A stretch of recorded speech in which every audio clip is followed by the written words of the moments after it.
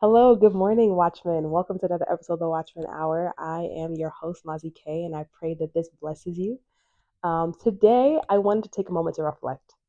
I wanted to take a moment to reflect and um, and just talk about the goodness of God and how great His faithfulness is. Because sometimes I think when we enter into a new year, we have all these new years and new goals and new things we want to do, and I think those are great things. But I think sometimes we can get so caught up in looking ahead and looking in the future that we forget where we are now, that we're living in an answered prayer now. um I think we just need to take a moment to reflect on what God has done. And so I challenge you in this year, in this first month of the year, remember what God did for you in the last year. God does more you ask, think, or imagine. If you're in right standing with God and covenant with God, there's something that He probably answered you that you might have forgotten. And we just don't take a moment to remember God and what He's done for us. I think sometimes in our most discouraging moments in our lives is because we forget that we almost kind of forget God's faithfulness in the past. But you remember that God saved you in the past. You can have confidence that it doesn't matter what the world looks like now, that He will come through for you again in this hour. He's a good, good Father. He will never leave you nor forsaken you. And so I just wanted to share this quick message. I just wanted to be really quick, really brief. But I just truly pray that you remember his faithfulness, right? For me, I'm sitting right now on the floor, right, of my couch or my rug in my apartment. A year ago, January a year ago, I was living in a room for rent with a family and a bunch of other roommates. I moved out of that place in faith, and then I would end up being homeless for 2 months. Plot twist, right? And then in end of March, beginning of April, I the Lord blessed me with this apartment and a new job, right? And I think about that, and it's like I think of a year ago, even a year ago, where I believe that God was sending me to move is not in the same place where I'm living in now, right? And I think but this apartment that I live in now is more than I could ask, think, or imagine. Like I asked for a place where I could dance for the Lord, right? I asked for a room that I could spend more time dancing. And I actually have a lot of space in my living room area to be able to dance before the Lord and not feel like I'm going to hit something, right? I wanted a place that had like a parking spot and laundry. And I am blessed in California to have these things because I went years without a parking spot. And I'm so grateful, right? The Lord also blessed me with healing me, right? He healed me of the issue of blood, which is the first video I posted. If you haven't seen it, I would go check it out. It's the first video I posted, but my testimony, how he healed me from that. He also healed me from depression, right? I went through I thought a couple of years ago I was very much so in depression and suicidal ideation. I actually made a plan to take my own life in 2023. Um, and I even saw my family in New York. I saw everybody at this time, and I was really convinced this is my for me was my final goodbye. And the Lord ended up saying, He was like, you need to talk to somebody, you need to get help. Because He said, I know you're about to do this. And the Lord did not want me to take my life, obviously. And I thought, well, depression, and I thought the Lord healed me, restored me from that. And I was like, and I don't think about taking my life ever again. But I was like, oh, depression is gone. And then I went into a season after Thanksgiving when I didn't go back to see my mom. The first Thanksgiving, I never went back to see my mom or my parents. And it really was like sad for me because I was like, I have not been back home. And all those feelings of depression and being left and forsaken. It even made me think of like, oh, nobody cares about me in California. I have no real friends here. All the friends that I've had are either on the East Coast or like they've been sent out. There are friends that I've had, like even from my old church, that I was getting to know all these people and everybody was getting sent out at the same time. Everyone was going here, going there. And I was like, wow, this is great for them. But I'm left with these people here who I don't click with, right? Because just because we follow Jesus don't mean that we can folk, right? Like I can say, yes, how are you? Blessed, high favor, amen. But baby, I can't come to you in prayer. I can't come to you and hang out. We're just not kinfolk, and that's fine. I don't ever want to put no pressure. You don't have to be my friend. Very honest. Like I'm not everyone's cup of tea. I don't ask to be either. You either like me or you don't. Like that's just what it is, right?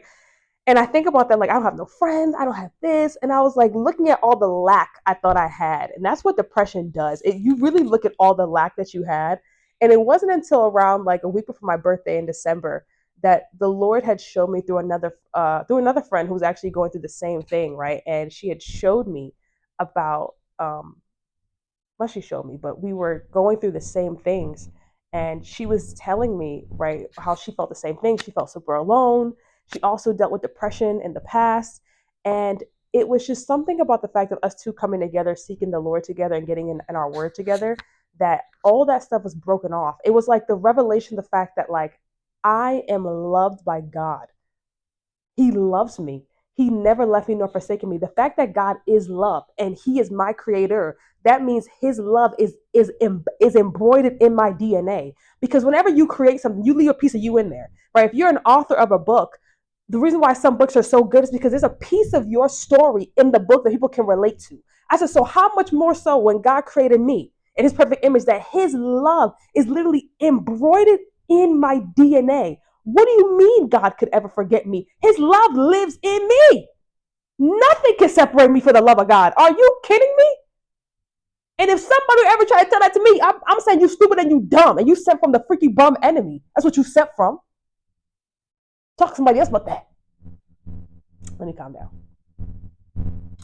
But that was something that I never asked for. Like my healing of issue of blood and my abandonment, like depression issues that the Lord was revealing to me, I never thought those were on like my New Year's 2025 resolutions. For being honest, the only thing I really wanted in 2025 was a home, my own place. It's the first, and that's one of the first blessings that He gave me. And He did so much more because He healed my body, but He healed my heart.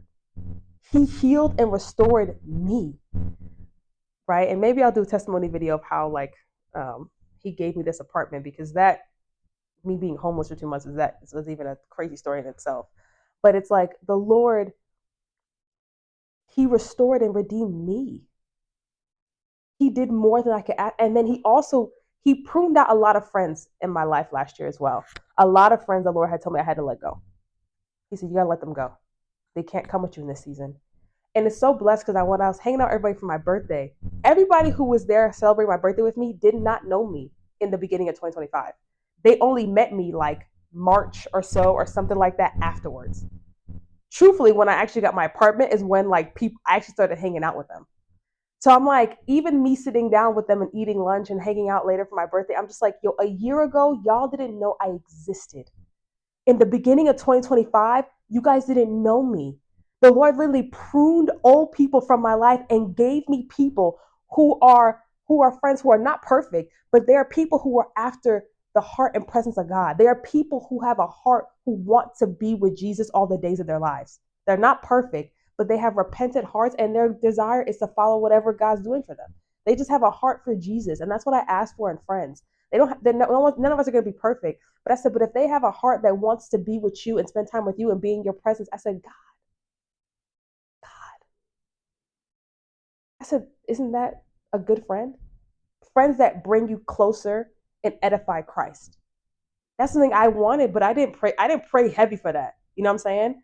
And so I'm just like, I think about what the Lord did for me this year. I'm like, Lord, the Lord did more than I asked, thought I could imagine.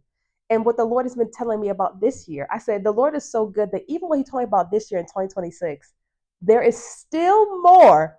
He will still do more than I ask, think, or imagine, because that's who God is.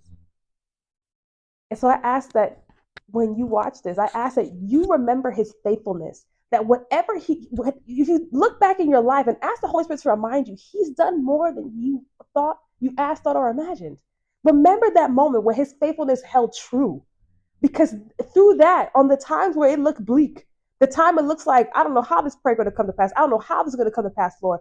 But I know your faithfulness, because I remember back when I had no job and I had no home, and you brought me to this apartment here. I know you could do more than I asked or imagined. You did it here, so I know you can do it again.